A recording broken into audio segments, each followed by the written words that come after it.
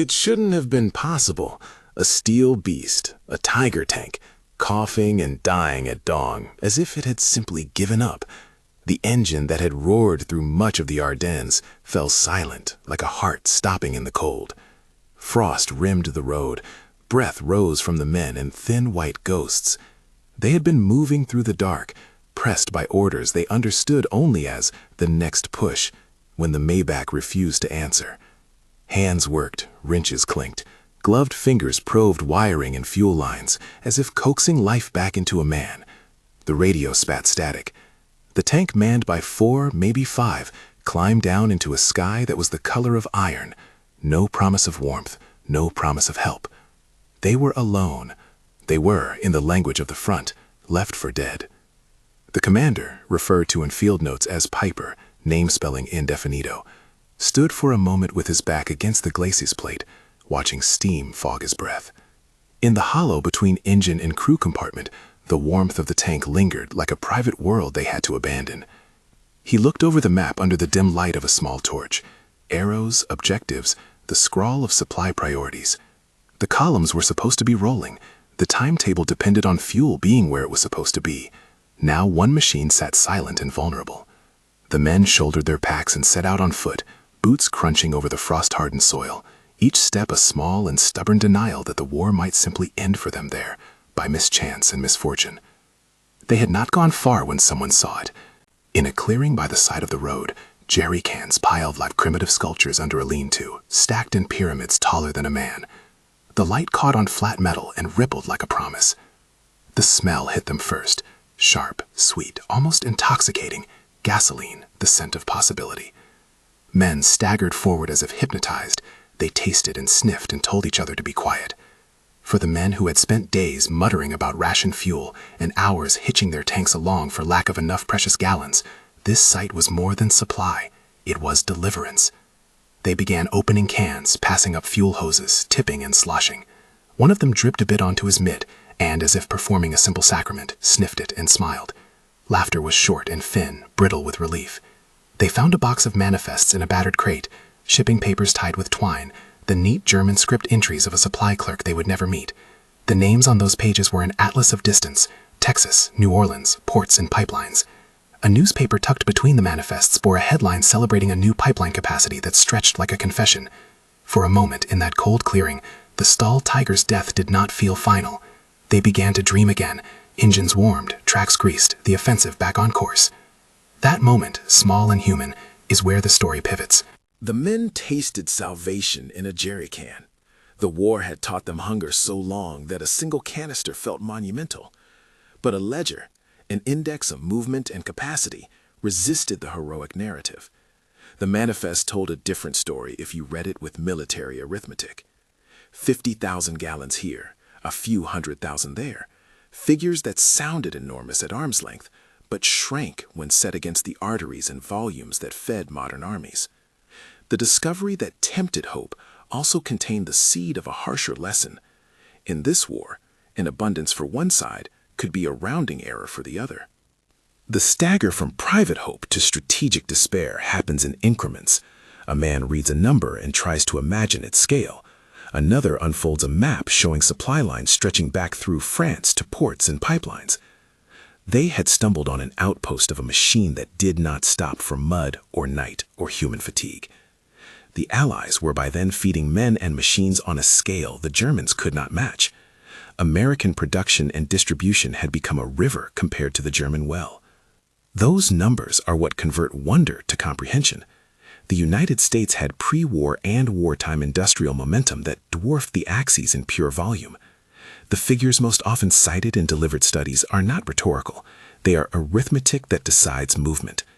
The U.S. measured its output in hundreds of millions of barrels. German synth production, starved by bombing and resource shortages, produced only a small fraction in comparison. The captured cash that felt like treasure, roughly 50,000 gallons, was in the calculus of supply almost negligible. It would fill a few columns of tanks for a handful of miles. It could not, by any stretch, supply a sustained offensive. That realization does not arrive as an abstract lecture. It lands in the pocket of a soldier's coat as he reads the shipping label, Texas. It lands in the wise, sick look of a sergeant who had watched whole divisions grind to a halt because of fuel. Sergeant Wilhelm Hoffman, later recorded in a post-battle interrogation, described seeing these piles and feeling an odd mixture of rage and helplessness. Rage because the enemy had so much they could afford to leave it in the open. Helplessness because that abundance was not something his own side could transform into movement on the map. Source attribution, testimony referenced in source materials, Sergeant Wilhelm Hoffman appears in archival records, see sources and notes. To understand why a few jerry cans could make men hope so wildly requires seeing the broader picture. The Allies did not rely on a single solution. They created redundancy after redundancy.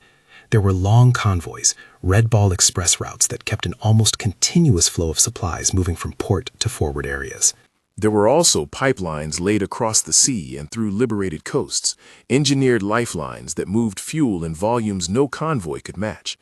There were production centers cranking out petroleum by the thousands of gallons per day. All of these together formed a network that, by winter of 1944, translated industrial horsepower into battlefield mobility. Contrast that with Germany's position. The Reich had relied on synthetic fuel plants and oil from occupied territories, systems vulnerable to Allied bombing and to the simple arithmetic of scarcity. Allied interdiction and strategic air power had targeted those nodes for months. Without easily accessible oil fields, without the ability to replace destroyed plants quickly, German supply became fragile. Where Allied supply had become a managed river with pumps and locks, German fuel logistics were a series of wells, each one easy to dam.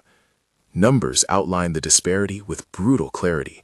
The U.S. petroleum and lubricant output, measured in hundreds of millions of barrels, gave American forces a cushion that allowed for losses, wastage, and deliberate denial.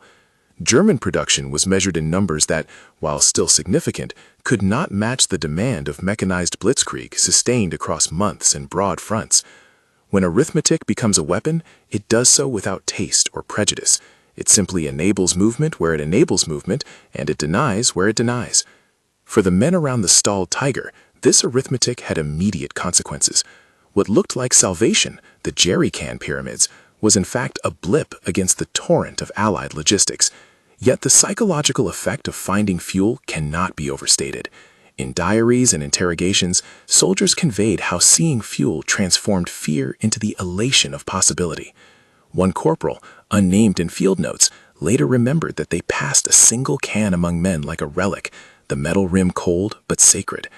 It is in those details, the sharing, the tasting, the small ritual, that the gulf between human need and industrial supply becomes intimate. But human beings do not compute supply chains well when their bodies are cold and their stomachs demand heat. They make decisions in the tender hours of hope. They refuel a tank and imagine catching up to the column. They begin to spitball schedules and ordering positions as if imagination could bridge the arithmetic gap. The important strategic reality, the one that would pivot entire offensives, was not visible in the clearing. It required a step back, a different set of eyes, and command-level calculations. The clearing was not only a place of hope, it became for a short time a source of intelligence too. The manifests, torn from crates and read aloud by men who could not resist piecing together the journey of the fuel, spoke of pipelines that had been expanded, contracted lines that ran week after week, and the industrial hinterlands that fed them. Those names, Texas, New Orleans, English ports, were not merely locations. They were the endpoints of a chain designed to make momentary gains sustainable. Reading the manifest turned the men into unwilling accountants of the enemy's logistics. And yet, irony wove through the scene. The Allies, cognizant that forward caches might fall into enemy hands, also practiced a grim calculus of denial. If supplies were discovered and at risk of capture, engineers were ordered to destroy them. On the one side, soldiers celebrated the sight of petroleum like manna. On the other, technicians were trained to set incendiaries and ordnance to prevent that very salvation. The image of petroleum burning is a paradox, a resource turned into spectacle for the purpose of strategic denial. It is wasteful and terrible, but sometimes militaries choose waste over the risk of proliferation. For the Germans who had found the depot, such a possibility would initially be beyond imagining. To them, burning fuel was an illogical act. Fire fed the enemy's machines, not the defenders. But the more they learned about the volumes the Allies could discard and the quality of their supply, the more their reasoning changed. They began to grasp that Allied commanders could, without crippling their operations, afford to destroy millions of gallons if that meant removing any chance of German capture. That capacity to destroy at will is itself a metric. It reveals not only abundance, but an ability to bleed resources without bleeding operations. As dawn brightened, the men tried to take stock. They siphoned what they could into barrels and drums, balancing greed and caution. Fuel was heavy and dangerous, and moving it took time. A sense rippled through the group. Maybe this could be enough to get their column going for a few miles, to relieve stalled units, to power a limited thrust. Piper paced, scratching a notation on his map. He wanted to transmit the find up the chain, to reintegrate this pocket of hope into the timetable of operations. But the chain that would accept that report was long and overloaded. Radio traffic crackled with higher priorities. Supply points were already being reshuffled to meet demands elsewhere. The men had rediscovered momentum in a can, but momentum was something the entire system allocated, not individuals. There is also a moral texture to these moments. Seeing the enemy's abundance, neatly packed, stamped, and left in the open, cut at something deeper than logistics.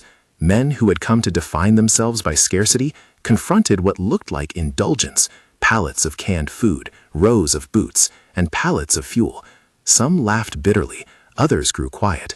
Sergeant Hoffman said later that what stunned him was not only the amount, but the casualness of it.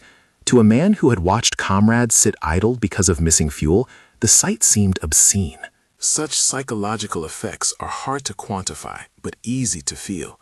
Morale tilts on perception as much as on material reality. When one side can throw away millions because it can afford to, the other side perceives not just logistical inferiority, but a moral imbalance. We must pause on the numbers because they are not simply statistics, they are narrative fulcrums. The Allies were moving oil and fuel in volumes that turned strategic ambitions into operational possibilities. The logistics networks, convoys, pipelines, depots were the unseen army. An enemy might take a town, destroy an artillery piece, or kill a soldier, but if it could not feed the engines that carried men and guns, its gains were temporary. The capture of a few jerry cans could not reverse that truth. No matter how many small miracles individuals stumbled upon, the arithmetic of supply would outpace them. And yet, the micro-miracles mattered. The men around the stalled Tiger would not have survived without acts of immediate improvisation, siphoning fuel from captured cans to limp a vehicle to the next supply point, jury-rigging a pump out of a hand pump in a length of hose, or sharing a can among 5 men to keep a stove burning at night. Those acts are the human reality of logistics, patches over holes rather than systemic solutions. They keep stories of survival alive, even as larger strategic forces render those stories insignificant to campaign outcomes. As the morning matured, scouts rode back from the clearing with more detail. This was not an isolated stash, but one of several small depots put in place during previous advances. Someone joked, a dry, nervous sound, that if every soldier could find one of these, the war would end differently. But jokes aside, the discovery reshaped immediate tactical decisions. Commanders argued over whether to reroute movement to take advantage of the fuel or to press on with those resources already allocated elsewhere. Orders were slow to come as staffs weighed the implications. Each minute of delay was a minute the enemy could exploit. Thoughts turned inward. If this was an outpost of a far larger supply network, could the enemy afford to burn it rather than risk capture? The question began as a whisper and then hardened into a strategic dilemma. The next shift in the story is not a matter of human will, but of industrial muscle. While the men argued over a clearing of cans, a different conversation happened in the staff rooms of Allied logistics. The calculus there was stark. Deny the enemy any long-term advantage, even if short-term loss seemed wasteful. Engineers trained in the language of the Nile understood that some resources would be destroyed to prevent exploitation. The decision to burn a depot was not taken lightly.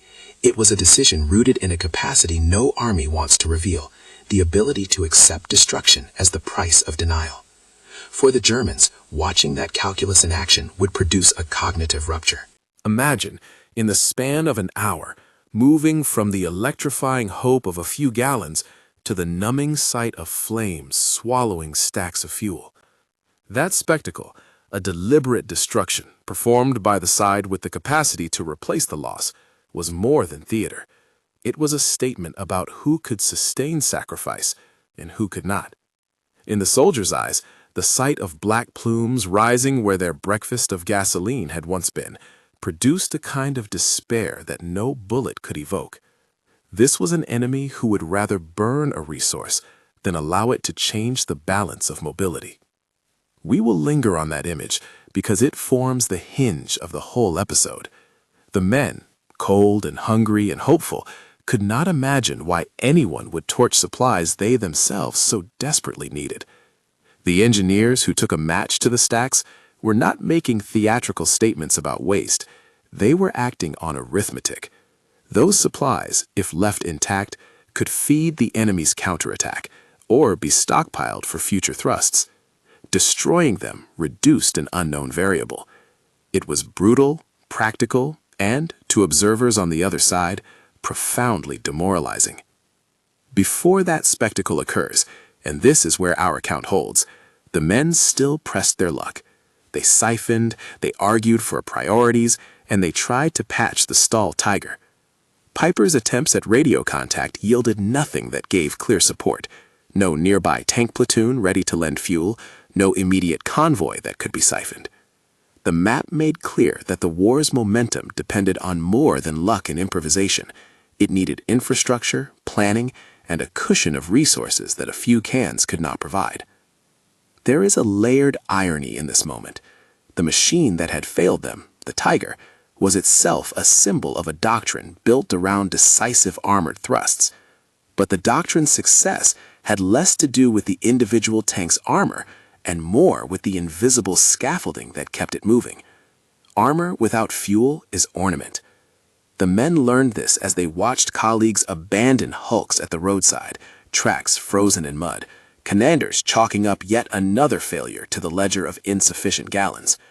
An entire way of war, rapid, decisive, mechanized, needed not only steel and courage, but an economy capable of feeding engines and crews.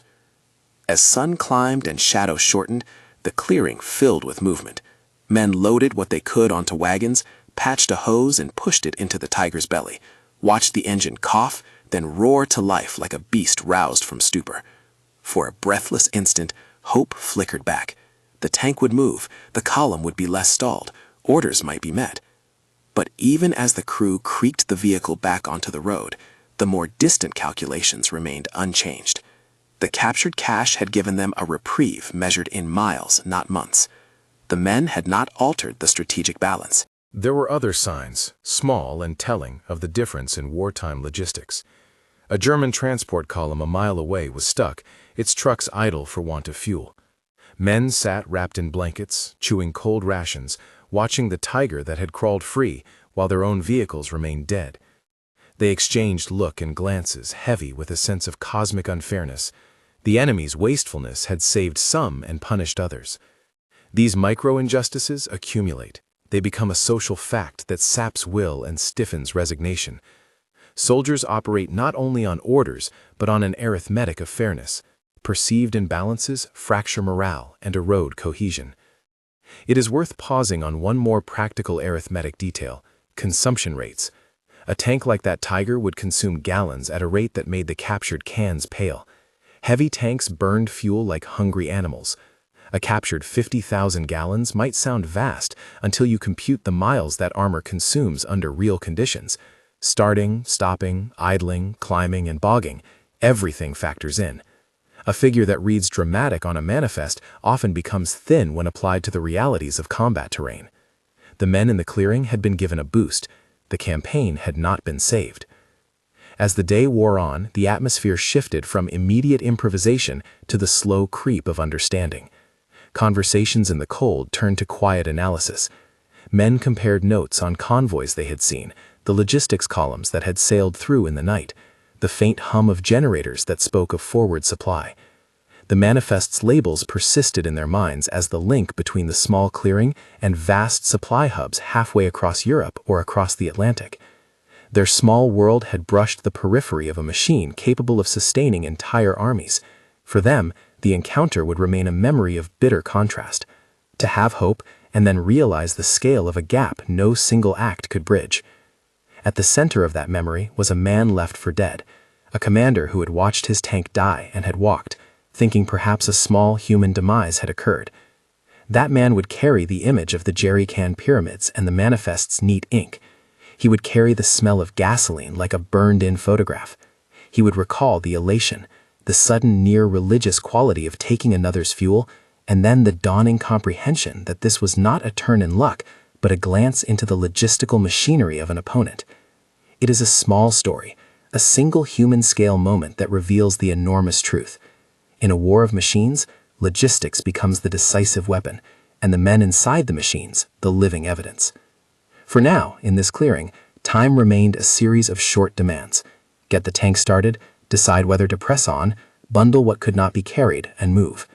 Decisions were taken in a hurry, shaped by hunger and cold and the known scarcity behind them.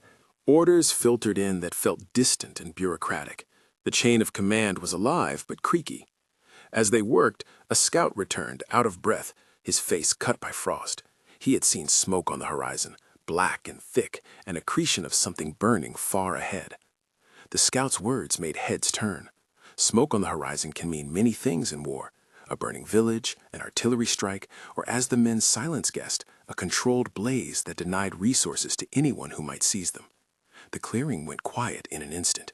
The men who had been laughing at their luck fell into a different register, the kind of stunned attention reserved for moments when something the mind cannot fit into its current model of reality appears before it. They watched the line of black smoke, not yet thinking of its meaning in full, only feeling the shift it brought to the air.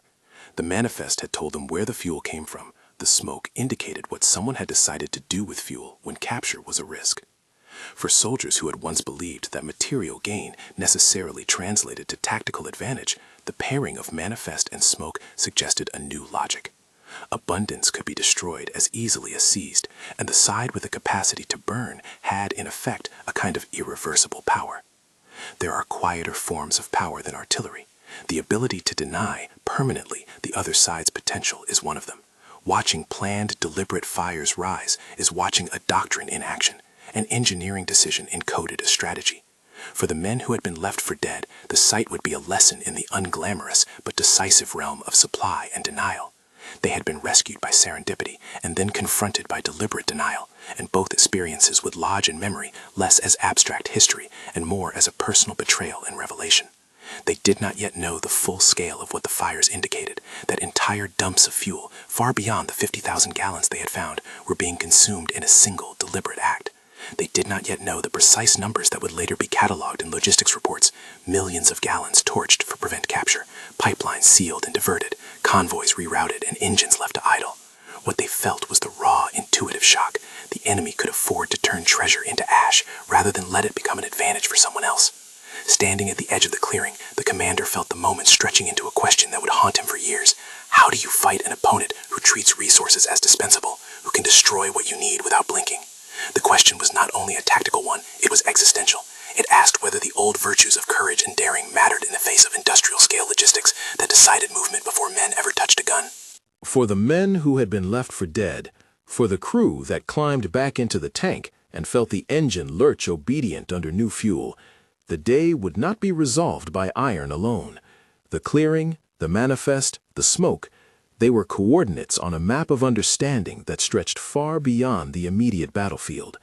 Each step they took back onto the road was a step toward a realization that would rewrite how they thought about war, that production and supply, not merely bravery, determine whether machines move and whether orders translate into action.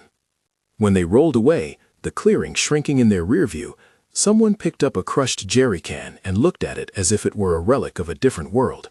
There was now a memory embedded in its dents and scratches, a happy theft and an approaching flame. They carried both forward, one as immediate survival, the other as an omen. Their boots beat a rhythm on the frost-hardened road. The tank's tracks left a dark furrow. They had been left to the mercy of chance, and yet had bumped into a system that was not chance at all. That dissonance is where logic falters, and human perception says this defies explanation. If the men did not have words for what they had seen, later reports and interrogations would try to turn sensation into record.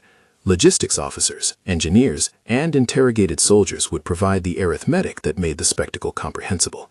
They would place numbers beside the image of the burning depot, and the romance of a handful of gallons being decisive would evaporate under the weight of gallons and miles. But for now, as the tank coughed and moved, and the soldiers prepared to bridge the miles with stolen fuel and patched nerves, they were carrying a singular truth in their bones, that survival sometimes depends on a chance canister, and sometimes on enormous, unromantic networks that no single soldier can touch. If all of this makes the episode feel larger than the men who lived it, that is the point. The story of a single tank left for dead is not merely a tale of misfortune. It is a lens through which to see a fundamental fact of modern war. Industrial capacity and the grace or cruelty of logistics shape what is possible on the battlefield. The day the men found fuel and later saw smoke would stand as a lesson in how fortunes change not on the instant of a rifle's pull, but on the quiet motion of supply lines across continents. Before the clearing emptied completely, one of the younger soldiers, his fingers red from frost, produced a photograph from his tunic, a smiling family around a table, the same man as himself in civilian clothes, a pipe of laughter in the air. He looked at the photograph for a moment, as if trying to reconcile the domestic image with the world of smoke and steel. He folded the picture and placed it back in his pocket. For many like him, the discovery of jerry cans and the sight of black smoke would persist not as a strategic memo, but as a memory that defined how cold and complicated the war could be. The tank rolled on, the road taking them away from that instant of paradox, salvation and denial braided together like two ropes pulling a life in different directions. They left behind the clearing, and for a time, the smell of gasoline gave way to the sterile tang of cold. But what they had learned would accompany them in other ways, through conversations, through the way commanders recalculated their routes, and through the quiet, stubborn understanding that the enemy they faced had resources and the will to turn those resources into instruments of strategic denial. Source and corroboration would come later in the form of documents, interrogations, and logistics reports, the manifest numbers, the Red Ball Express volumes, the pipelines stretching from coast to front. Those would, in time, make the emotional image of the clearing into a piece of evidence. But the men who had been left for dead carried instead an immediate kind of knowledge, that the logic of war had become less about single acts of heroism and more about the arithmetic of movement. What defied their logic was not miracle, but scale, the capacity to move, to produce, and to destroy on a scale that made individual acts pale in comparison. Sources and notes. Figure cited in the narrative regarding captured fuel, approximately 50,000 gallons captured at the described depot, and larger production contrasts are drawn from the archival materials and logistics summaries provided in the project source files. See verification log below for flagged items. Testimonies referenced include statements attributed to Sergeant Wilhelm Hoffman, post-battle interrogation, source materials, and other veteran recollections appearing in the referenced interviews. Direct verbatim quotes have been avoided when the exact phrasing from primary records was not available in the source materials. Paraphrase used to preserve fidelity to attested testimony. Logistics labels invoked, Red Ball Express, pipelines often referred to as Pluto in Allied logistical accounts, are used to provide operational context based on the supplied source materials. Specific throughput figures and comparisons cited are from the same materials. Composite character note. The regimental commander, referred to as Piper in field notes, is presented here as the central human focal point. His name spelling in the primary materials appears garbled. The character as narrated combines elements from the available testimonies and field reports to represent the typical experience of a commander who found his vehicle disabled and then encountered an Allied supply depot. This character should be treated as a composite inspired by the record. Piper, composite, name spelling flagged indefinito. Verification log, items flagged indefinito pending confirmation. Piper, name spelling appears corrupted in source files, flagged indefinito. Hansfeld, place name as transcribed in source material, flagged indefinito for spelling/identification confirmation. Stavolo, site of depot destruction referenced in broader accounts, place name appears garbled in materials, flagged indefinito. place names appearing as Laze, Lingville, and other localities in field notes, flagged indefinido. Instances of Wehrmacht in source materials, presumed to refer to Wehrmacht, flagged indefinido for confirmation. Notes on methodology. Where exact verbatim quotations were unavailable in the provided materials, testimonies have been paraphrased and attributed broadly to preserve authenticity without inventing precise language. Quantitative figures are presented in the narrative based on figures found in the supplied source materials. Any further use of precise numerical claims should be cross-checked against primary logistics reports and published archival sources before publication. Early call to action. If this account is drawing you in, if you want the full story of how logistics and production reshaped entire campaigns, stay with us. Subscribe for the deep dive into the supply networks and the decisions that followed. They watched the smoke swell and darken the horizon until it was a wound across the sky. First a thread of gray, then a column, then a black mouth devouring air. The clearing's laughter died all at once. Men who had been trading jokes about luck now stood with hands frozen to the metal of their cans, as if the cold could steady interpretation. The sight of fuel going up in flames folded their brief salvation into something unreadable.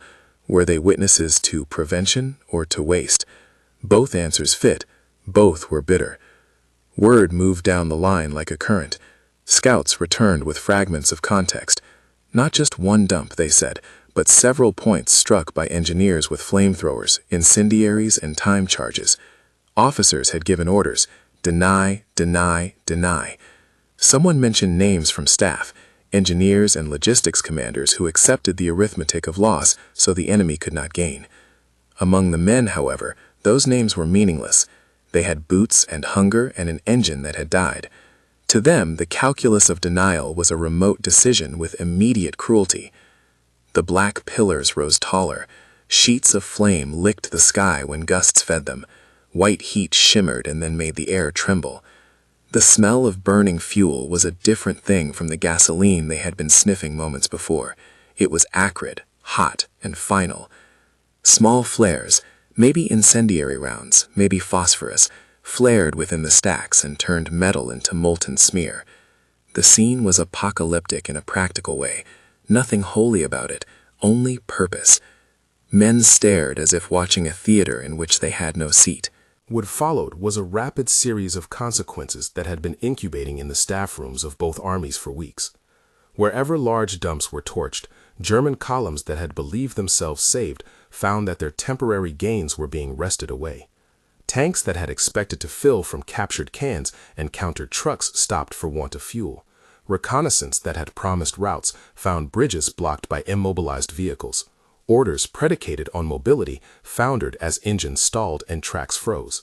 The stalled Tiger that had once felt like an abandoned relic was suddenly one among many, hulks left in the mud, cold grinders whose crews now walked. Abandonment became practical as well as symbolic. Crews, faced with the impossibility of moving an armored behemoth without fuel, took a brutal inventory. What could be carried? Weapons, maps, the occasional family photograph, these went on shoulder or into packs. The rest stayed. Tanks were sealed and left to the elements and the advancing Allied units, their turrets staring silently at the sky. In some cases, crews stripped what they could: radios, spare parts, tools, anything that might ease the march on foot. Walking, in soldiers' accounts, is never simple. It is a slow erosion of confidence. Men who had been mechanized fighters became for a time foot soldiers again, and the transition under fire is cruel. The loss of mobility cascaded. Artillery that depended on tractors and fuel for movement sat idle. Infantry units lost the protective screen that mobile armor could provide. Commanders found themselves recalculating, not in terms of bold maneuvers, but in terms of where fuel could be found for the next day. It is a demandless arithmetic. Will we have enough for one tactical withdrawal, for a counterattack? The answers tended toward retreat. Reports filtered back, columns dissolving into small parties, leaders losing authority as their orders collided with the hard fact of empty tanks and silent radios. Interrogations conducted in the weeks after the campaign recorded the psychological collapse these events produced. Men who had watched depots burned described a peculiar and gnawing despair, less the immediate terror of combat and more a sense of futility. Sergeant Wilhelm Hoffman, in post-battle statements, conveyed that what wounded morale most was not the sight of guns or shells, but the image of resources destroyed by an opponent who could afford to destroy them. Source: archive interrogations referenced in project files. That testimony repeats across interviews. The shock of watching the enemy waste what you need is a different, more corrosive blow than the shock of being shot at. Operational reports completed by staff officers showed the arithmetic behind the despair. Sparked by interdiction and by Allied industrial output, German fuel stocks were shrinking fast. Allied supply, by contrast, ran on multiple axes: port trench shipments, railheads, cross-channel pipelines, and road convoys. The Red Ball Express, the mammoth truck network operating on tight schedules, had delivered ton after ton of fuel and supplies in continuous flows. Pipelines, overseas and across liberated territory, moved oil in volumes that no convoy could match. Those networks together meant the Allies could accept attrition and still deliver the fuel necessary to keep the front moving. That difference in capacity showed up in simple numbers that become, for soldiers, a form of shock therapy. The captured cache, 50,000 gallons, suddenly looked negligible when compared to the millions that could move through a pipeline or be pushed forward by a sustained convoy network in a single week. Where a single tank might burn through scores of gallons in a day, pipelines and railheads delivered in quantities that turned daily consumption into a manageable problem. The arithmetic did not feel noble, it simply worked. Industrial capacity can be cold that way: impersonal, efficient, decisive. Orders to deny supplies were not merely tactical gestures, they were a direct expression of that arithmetic. An engineer in an Allied unit, recorded in field notes as Captain John Brewster, name in transcript present, attribution, project source files, was one of those who later described the technique of controlled destruction, firing incendiaries into stacks, setting charges to rupture drums, and establishing cordons to ensure flames consumed as much as possible. Source: engineering unit records referenced in project files. To the commanders, the destruction was a painful but necessary operation. Leave nothing that could become an asset to the enemy. To the men who had seen the cans, it was an unforgivable squander. The moral complication of denying resources to avoid worse outcomes is one that wartime officers recognized and sometimes recorded with regret. Destroying supplies prevented a localized tactical gain for the enemy, but it also inflicted an ecological and moral wound on the landscape of war, turning food and fuel into phenomena of fire and smoke. Reports of these acts, when later debriefed, often bear a sober tone. The decision was not celebratory, it was arithmetic made practical. As those reports filtered into headquarters and then into public record, a different kind of consequence emerged: the shrinking of an offensive's window. The Ardennes thrust required not just men willing to press forward, but fuel sufficient to carry the spearhead through towns and over rivers. Where the Allies could replace what was destroyed or lost, German planners had to reckon with the shrinking of their reach. That shrinking had a visible effect on the battlefield. Lines that should have been fluid became brittle, advances ran into invisible walls of limitation, and the dizzying promise of blitzkrieg, which had depended on momentum, lost momentum when engines stopped. Consequences multiplied in human terms. Wounded men, those who survived the initial shelling, slumped under shelter or in wreckage, found medical support delayed because ambulances and supply trucks lacked fuel. Those who could not be moved were left where they lay to be comforted as best the surviving men could manage. Prisoners increased as the logistical net tightened. Columns broke into smaller units that were easier prey for encirclement. In several recorded instances, entire tank crews surrendered not because of direct combat, but because they had no means of escape. Their machines were dead and their radios silent. A tank is not a home, it is a means of movement. Without movement, it becomes a trap. The image of hulks in ditches and columns reduced to foot soldiers is the most immediate human geometry of supply failure. Men who had trained to operate with the assumption of mobility found themselves recalculating identity. The soldier who measured himself by the kilometers he could traverse in armor now measured himself by marches over frozen ground. The identity of mechanized power was eroded in the mud and cold, replaced by a harsher reality. War had as much to do with delivery and warehouses as it did with courage. The record of those final days includes grim, practical tales that illustrate the arithmetic. One rearguard action slowed because tanks ran out of diesel. The artillery that could have covered the withdrawal remained silent because prime movers were dead. A counterattack was shelved because the fuel calculations simply did not add up. Where the Allies could choose to forego stores and still keep moving, German officers had to ration the precious few gallons they had. The choices were not between glory and safety, but between mobility and immobility. After the flames subsided in some of the burned dumps and Allied units moved in to secure territory, the material cost was tallied. Reports speak of millions of gallons consumed in denial, figures that, when compared to the 50,000 gallons that had seemed miraculous in the clearing, make the scale of difference undeniable. The spectacle of burning fuel became a ledger. How much had been destroyed to prevent capture, and how many miles of movement had that destruction denied? Those are ugly questions, answered in dry columns by logistics officers, but their answers turned out to be campaign-defining. The strategic calculus had a voice, and it spoke with statistics and maps. Allied planners knew that turning the resource into flame would shrink the enemy's operational reach. German commanders watched that shrinkage with the growing understanding that a war is not won by holding a town, but by sustaining the ability to move people and things through time and terrain. A shelved offensive is a spent offensive, and the capacity to sustain movement is the real engine of modern campaigns. For the men who had been left for dead, the days after the burning were ones of continuing loss and slow reorientation. Many units simply disintegrated into groups attempting to return to friendly lines. In the chaos of retreat, discipline frayed.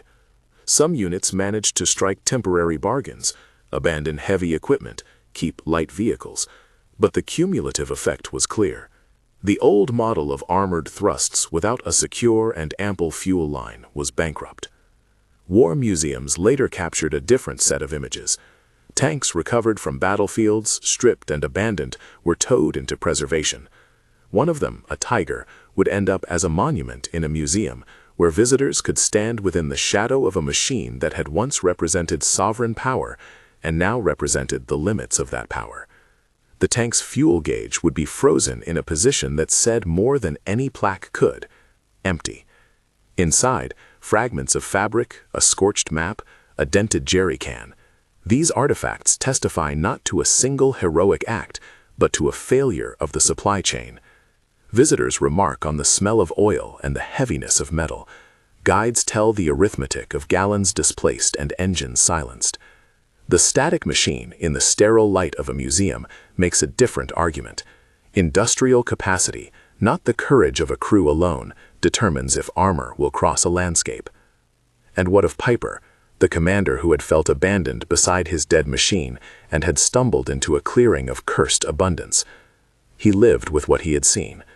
Returning to this unit, he found other men in similar states of bewilderment, units reduced to foot, officers reassigning duties as though rewriting a play. In later correspondences and interviews, where he appears as a figure composite and representative of numerous commanders who experienced this moment, Piper said that the moral of that day was not lost on him. Source: field notes and post-battle accounts referenced in project files. He could not untie the two images, the metallic blessing of a jerrycan pyramid and the black rising smoke of a deliberate denial. Both lodged inside him as a single lesson. Modern war had outgrown the scale of individuals. In the long view, the Ardennes episode taught armies and historians alike how to interpret presence and absence. The presence of fuel, manifest in supply wrapped in crates, speaks of capacity.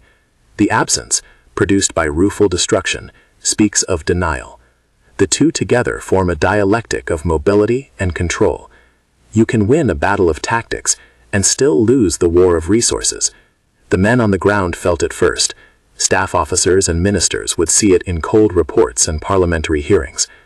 The lesson is not a moral condemnation so much as a technical discovery.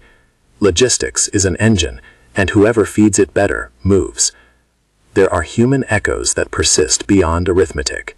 A medic who could not reach a wounded comrade because an ambulance lacked diesel later recorded the face of the fallen man, and of himself, with a shame that did not fit into strategy memos. A crew that abandoned a tank because it could not be moved left behind a child's toy in a pannier, an intimate symbol of the way ordinary life becomes collateral to contesting industrial capacities. These are the small human details that hang from the larger lesson like ornaments from a heavy branch. They are what keeps the story from being only a study in numbers. As the campaign wound toward retreat for the German forces, the combination of superior Allied logistics and interdiction sealed many tactical reversals into strategic defeats. Tanks abandoned in fields would be towed away and studied. Captured manifests would become evidence in interrogations and archives. Testimony would be gathered and later published. The physical theater of burning depots was replaced by the written theater of reports and the slow, bureaucratic admission that the war's tide had turned. In the end, what had seemed to the men in the clearing like a miracle, the discovery of fuel and the temporary revival of an engine, became an illustration of something less miraculous and more decisive: scale. The Allies, having the industrial means to supply theaters of war with redundancy and implacable volume, could both feed their own operations and, when necessary, destroy caches to deny them to others. That was not brutality for its sake. It was the exercise of a strategic option made possible by production. For the German soldiers who encountered the aftermath, this capability felt like an arbitrary force of nature, capable of converting nourishment into smoke and movement into stillness. More than anything, the story is a human one.